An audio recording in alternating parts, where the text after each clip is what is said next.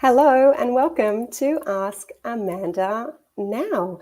This is our short Friday afternoon live chat where I am going to answer one Strata question, a question already chosen from the many that you have posted here on the page that you have sent through to my inbox.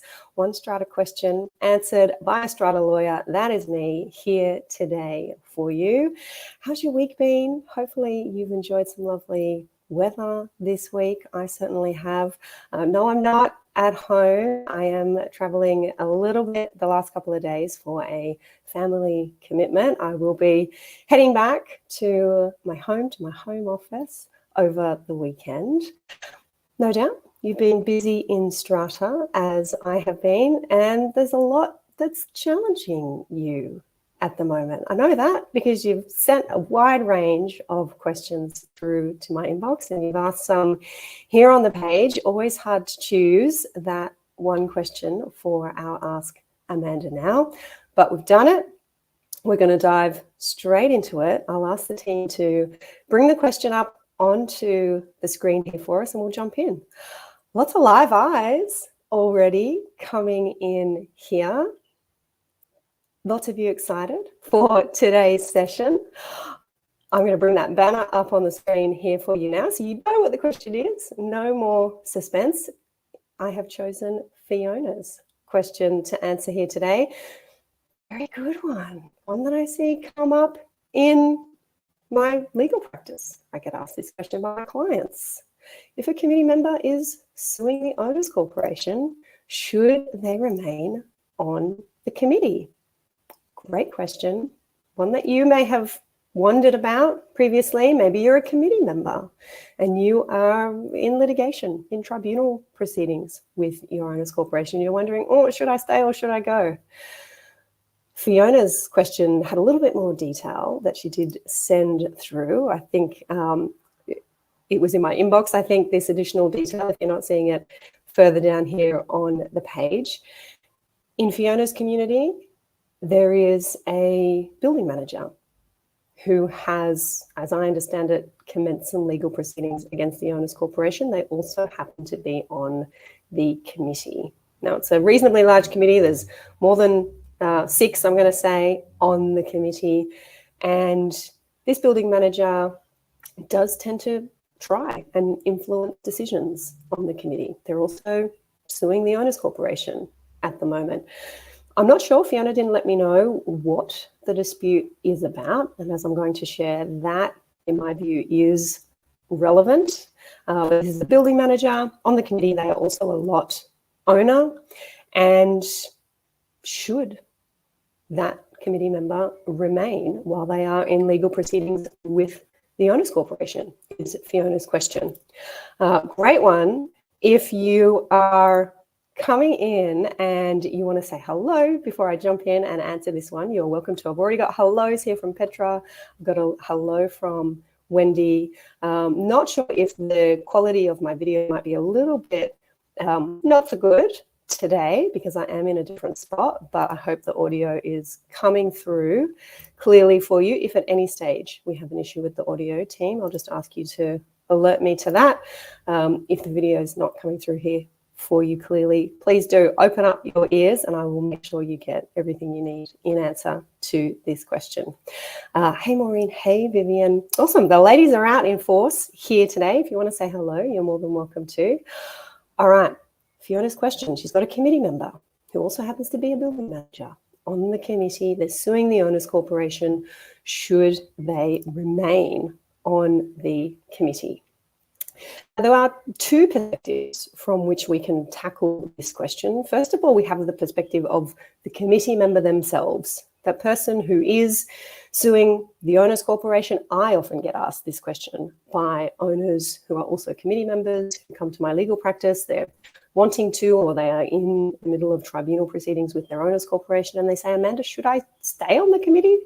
Should I stay or should I go? If I stay on the committee, could I be criticized when I'm actually on the governing body of the entity that I am suing? Am I kind of suing myself here if I stay on the committee? So that's one way of looking at it from the perspective of the committee member the other way, and this is the way I know that Fiona is coming at this question, from the perspective of another owner or another committee member or the owners corporation more generally, thinking we don't want this person who is suing us to be on the committee anymore. They don't like us. They don't have our interests at heart. We think that the proceedings that they've brought are baseless. It's really uncomfortable having them around. We want them off the committee. So should they? Do they have to remove themselves? Do they have to resign? Is there a way that we can forcibly remove them? That is the angle from which Fiona is coming at this. But I do want to acknowledge this other perspective, which is one that I often hear from owners who are thinking about, should I stay or should I go? And I know that there are a lot of lawyers out there. I hear this when owners come to me and they say, Amanda, I spoke to a lawyer, we had a half an hour phone conversation, and they were adamant, if I'm going to be involved in tribunal proceedings with this committee, I got to get out of there. I can't stay on the committee and sue my fellow committee members who are there as representatives of the owners corporation. I've got to get off. And I always say, hang on, hold up a sec. That's not necessarily my view. My view is it depends. It depends on what your proceedings are about, because there is no hard and fast rule. It doesn't say this anywhere in our New South Wales legislation. There is no requirement that a committee member that is suing their owners corporation must resign or otherwise is removed from the committee. So let's make that really clear. There's no law that says that. We do have this question then of should they resign? Should they be removed? And I really say it depends. It depends on what your dispute is about. Because if you are an owner who is a committee member and you're in legal proceedings with your committee, sometimes it can be helpful to stay on the committee so that you're in the loop on what it is that the committee is doing and what it is not doing, especially if you are a minority voice on the committee, which is probably invariably the case. Why else would you be suing your owners corporation if you had the balance of power? You're probably a minority voice on the committee. So your remaining on the committee, being there, trying to cast a vote is probably not going to change much. If it did, you probably wouldn't have to sue the committee. So I think in a lot of situations, it would be a good idea to stay on the committee and keep that seat at the table.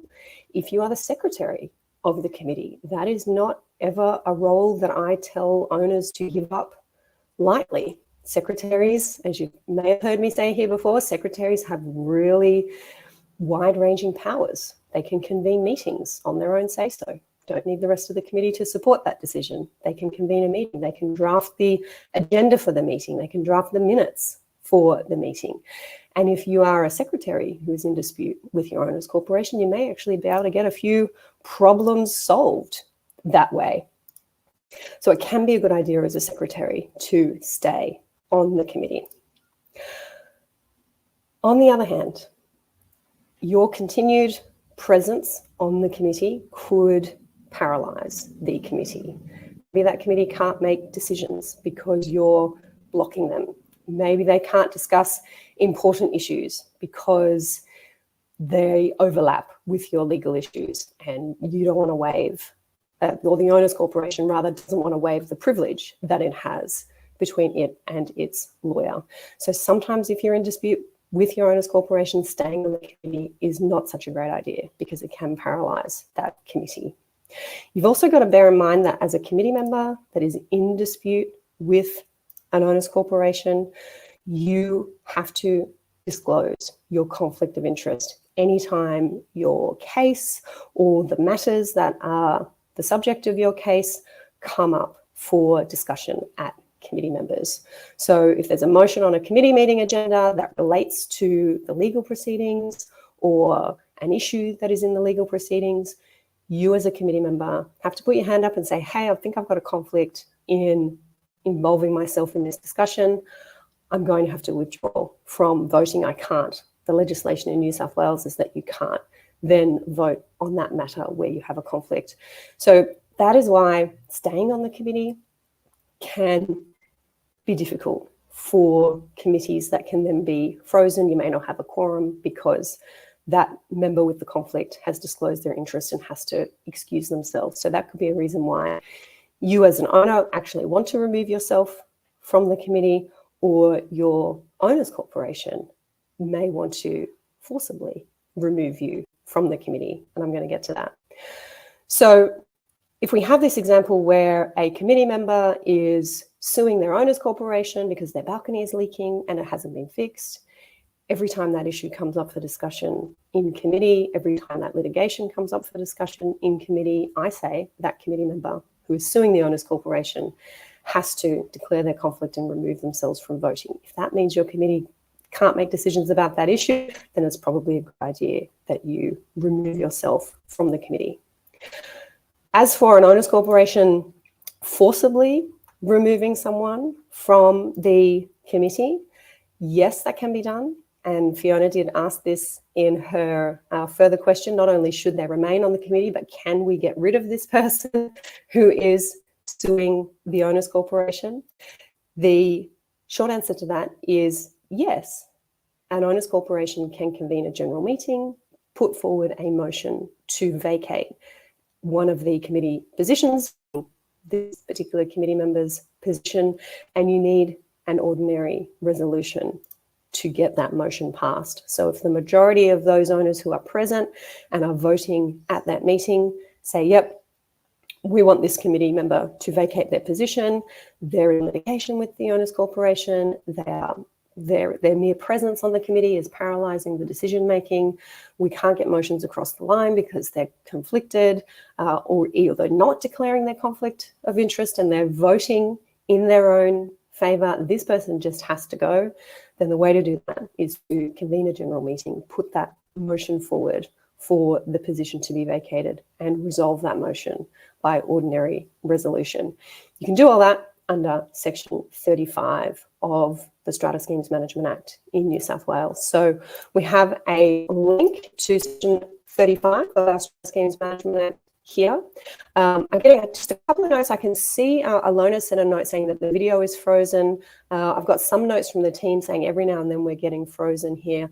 I will make sure that, to the extent you can hear me, I will make sure that we have a copy of this, if we're able to get a clean copy of this, uploaded to the page and all of the places where our live usually goes out nice and clear for you. So I am in a different spot. So internet here, I don't think is 100% what it should be. So if we can get a clean version of this one uploaded later, we will make sure that happens, because this is a really great question from Fiona and some really important information here for you. You might also find, Fiona, that at the next annual general meeting, if the litigation is still going on, when the committee positions are vacated and a new committee is being elected, the owners just won't support the election of someone who is in dispute with the owners corporation. So this person may be in their last term on the committee, and that's often how these things resolve themselves. It's not necessary to get together and try to boot this person off because the next AGM swings around and this person either doesn't nominate because they're sick of the owners corporation, or their lawyer perhaps has said, look, not a good idea for you to stay on the committee, or the owners understand that it is not in the best interests of the owners corporation to have someone on the committee who is the opponent of the owners corporation and not necessarily acting in their best interests. So the short summary answer to Fiona's question is it depends. As often we lawyers answer these questions with those words, it really depends. What is the dispute about? Is it something that the committee member, in their functions as committee member, in carrying out their function as committee member, or in failing to carry out their function as committee member, have they contributed to the problem that they are now suing the owners corporation about? It is the case that some committee members who in that situation stay in their positions, they can be criticised by the tribunal. The owners corporation might attempt in their defence to say, hey, this committee member is saying we haven't properly repaired and maintained the common property, but this committee member voted against every attempt at committee level to achieve that. And it was their vote that carried the day. They are the reason why we haven't been able to repair and maintain the common property. So if that's the kind of situation that's happening, in my, it depends, range of circumstances, then that is a situation where I would certainly be telling an owner, you need to get off the committee, and encouraging an owner's corporation to invite that person to resign, to request their resignation. And if that doesn't work, then to be proposing that Section 35 motion at a general meeting that the position be vacated.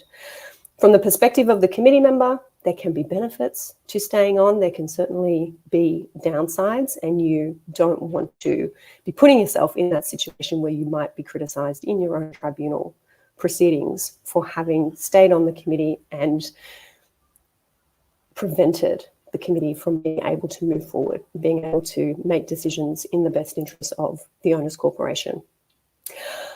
That's all I got for you today. We will head back and see how much of that came through to you with my poor internet connection. I'm hoping at least most of the audio has made it to you. And if we are able to, I make these promises and then I check with the team, oh, Amanda, that's not possible. If we are able to get a clean copy of this uploaded to the page without the video cutting out, then we will make sure that we can do that for you. Lovely to see you all. I am going to wrap up. I can see a lot more of you have just come in the last 5 minutes or so. Please do head back and catch the replay. The answer to Fiona's question, great question. Thank you, Fiona, for asking it. If you are here, Fiona, and if you want to add any more background or detail about your situation, please do post it here. Hopefully that's helpful. Hopefully that's helpful. If you've got some follow-up questions, let me know. Everyone who did not get their question answered today, and there were quite a few of you, you know the place to go to have your question answered by me. I just paused there because I saw the banner flash up again. The place to go to have your question answered by me is stratamembership.com. If you are not a member, that is the place to go to join us. If you are a member, you want to jump into our members Q&A forum where you can post your question. We can have a chat, we can have a debate, lots of debates going on there in the forum. I can link you to relevant cases, additional resources and material to assist you with your next Strata challenge. I'm signing off. Many of you have just come in. Catch that replay. Hey, Julian, Sean, see ya, Megan, Margaret, Zlata, Luke, I'm scrolling back up, Richard, Jan, bye for now. Catch you all next time.